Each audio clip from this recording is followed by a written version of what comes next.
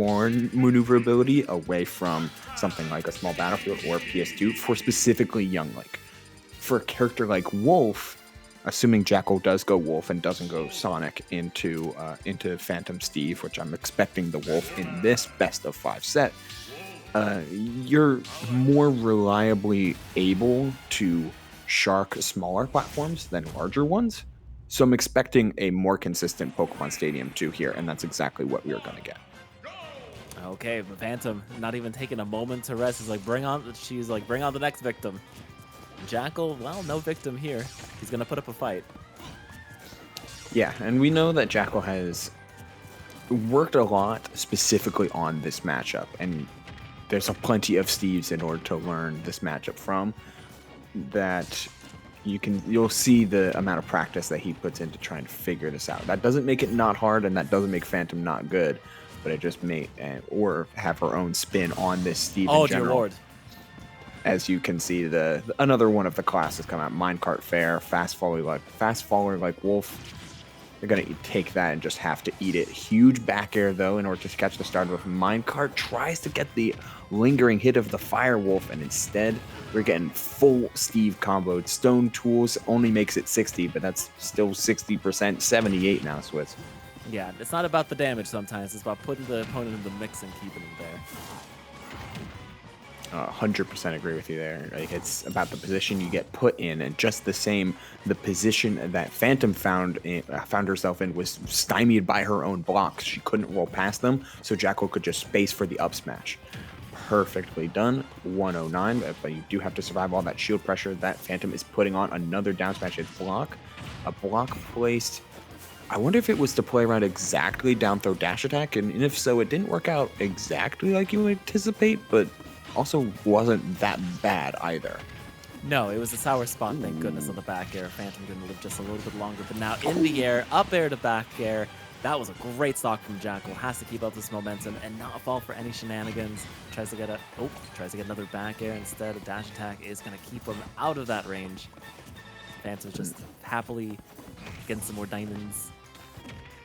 Yeah, this is the type of gameplay that you see from like faster paced characters, and why a stage like Pokemon Stadium 2 you don't mind going here against Steve, because even if they choose to retreat and set up blocks and craft some early grade tools using the larger space, Wolf is able to chase you down. It's once you get into the Steve that's prepared that you and actually fully equipped that things get problematic on a stage like Stadium for characters like Wolf or Fox or other in that archetype. And these diamond tools are going to be devastating, especially with that spiking hitbox. Double nil in a delay, tries to call out the roll in, but was just slightly too late.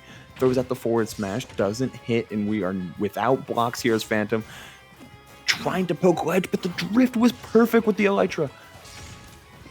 Okay, then now, oh my gosh, the dash attack again, almost killing from center stage too.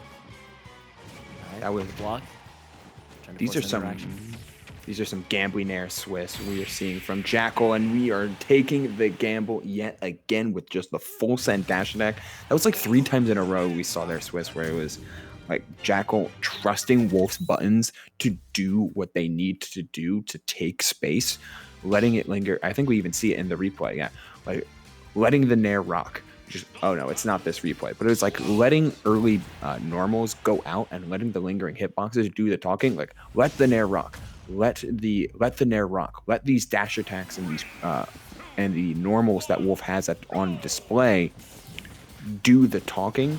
So when you mix up in grabs and you mix up in grounded dash attacks, then things can get dangerous in those final stock scenarios. Like, you're creating conditioning by just doing what Wolf is already good at. Mm-hmm. And I do think it was a really good change of plan here from Jakal of instead trying to pressure shield with those forward airs and those nairs to go in for that grab for that last kill to set up for that dash attack. And right now, it looks like he is getting punished there for, yep, every single time he hits that shield with that fair, it is almost a stock guaranteed every time.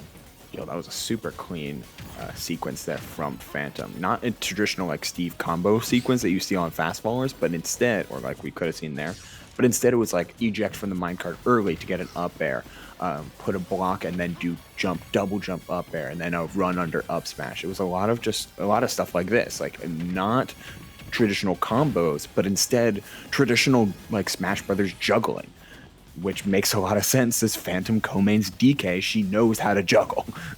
If you don't know how to juggle as DK, you're not going to win any matches. And oh my god, that hit from the front of Steve. What the heck?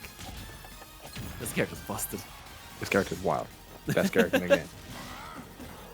Yeah, that's what I had to teach my my cousin over for Thanksgiving. He's like, you should play Smash Brothers with me. I'm like, okay, who do you think is the worst character in the game? He's like, Steve, he's so slow. I'm like, oh, bets. You don't know. He is not aware. Oh, he learned. We learned it today. In game number 2, 169 now. And we saw this from Jakal in the Omeg Bob set as well. Like, stocks take this style of wolf that Jakal plays, which is kind of just much more controlled and grounded in the, not in the literal sense, but in the more like advantageous kind of sense. Like, he plays very within himself. It means stocks can last a little longer than you want them to.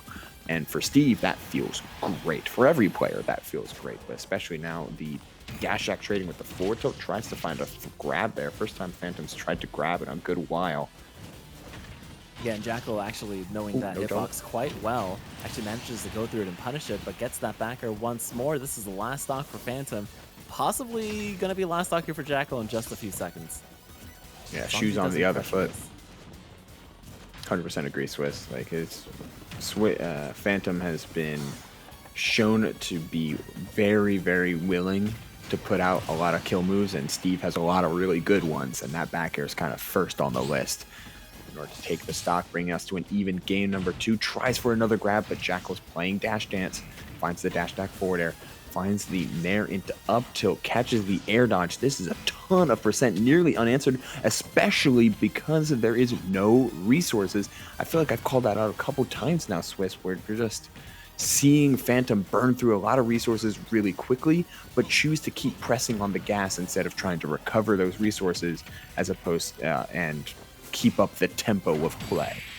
Yeah, I think it is her Achilles heel as a player, as Steve. It reminds me a lot of a childhood friend who he would drive me around everywhere on an empty tank of gas. I'm like, my dude, we need to go get gas. He's like, no, it's got another 10 miles. We're going to make it to my place. We'd either get to places really early or we'd get there about half an hour late because we'd have to trudge all the way to the gas station. And hey, you know what? For those times that were early, fantastic. Other times, I wish we stopped to kind of assess the situation. Just like Fhantum here being like, okay, if I'm burning through a lot of stocks here, then is it me not having enough resources, or should I have just played that neutral better? But we're going to see right now maybe a change of pace here, holding on to these resources until that last stock and not letting Jakal take advantage. But we're back to our favorite stage here, smaller PS2.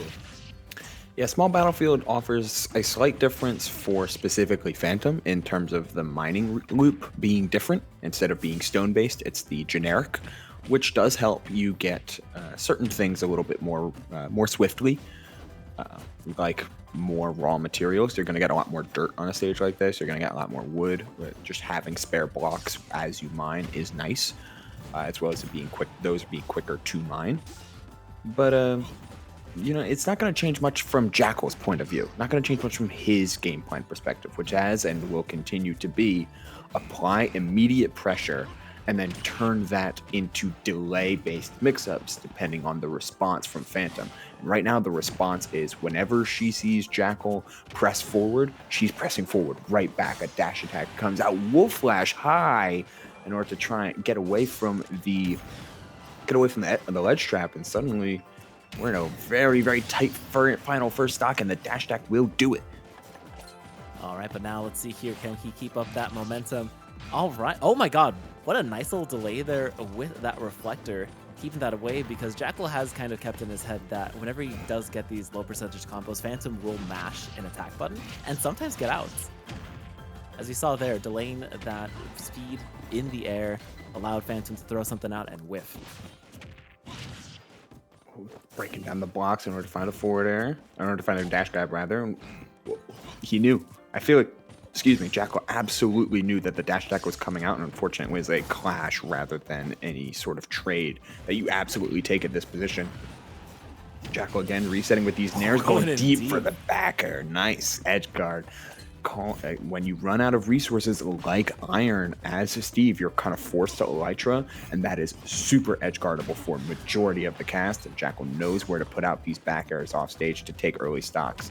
That's what you have to know as Wolf. The back air from Fhantum does close out the stock, and golden tools online can mean everything and can mean anything for these percentages. Finds the down tilt, and here we go. Oh, the SDI down and away gets Jakal to the ledge. You take some damage, but you absolutely will take that as opposed to taking the sweet spot of forward air and risking your stock.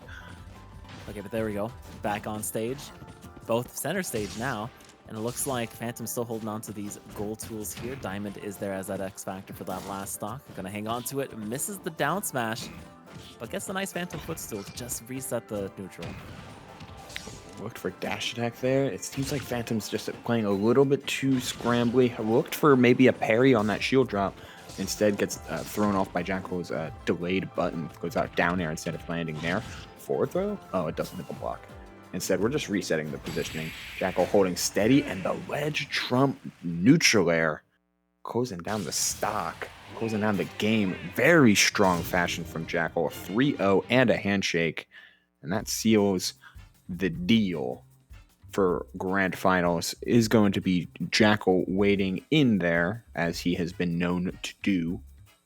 Meanwhile, our loser semifinals is currently wrapping up, but we got to look at some replays before heading down to the losers bracket. A very strong showing from Jakal, and as I was saying earlier, is very, very experienced in this matchup because you absolutely just have to be. Now, I know it says 3-0 there, and it obviously in Jakal's favor, but that was a very close 3-0. It really looked like Fhantum was going to be able to take a game there in like just a few interactions. If she had made a couple different decisions, then we would have seen a much closer set. Yeah, 100% agree. Like each of games 1 and 2 came down to a last stock that started 0-0, 0-0 final stock in each of those games. Game 3 got a little out of hand for Fhantum a little quickly, but beside that, like everything kind of came down to the last stock. And came down to Jakal's game plan being thoroughly effective. You start off stock strong when presumably the Steve won't have diamond, you get an early lead, and then you play delay mix-ups at the higher percent when your opponent is typically going to be looking to try and make a play to try and circumvent your lead. And that just seemed to be Jakal's general pace of play, and it worked out like a charm time and time again for the Wolf main. You were also right to call out the lack of resources in most places. Like even here, half the resources for Fhantum, and I think if we go to last stock replay, we aren't going to get a lot. Like this isn't too much. This is better than that's pretty good in those positions. Yeah, the lot of iron does a lot for you in terms of like anvils out of shield, anvils out of everywhere, from disadvantage to footstool out of shield to mine carts from off stage to longer recovery routes and all of that jazz, as well as the diamond in your pocket is certainly nice. But what Jakal seemed to really tunnel in on, and as you called out, Swiss, was the raw materials. You're not trying to spend iron as blocks. You're trying to use them for mine carts and for anvils and all of this shenanigans. So you're not able to put up walls or at least any sort of obstacles that Wolf has to maneuver around. Instead, he gets just free range of the stage to outmaneuver and outposition any character that's slower than him, which Steve falls under that category, and Jakal loves to exploit.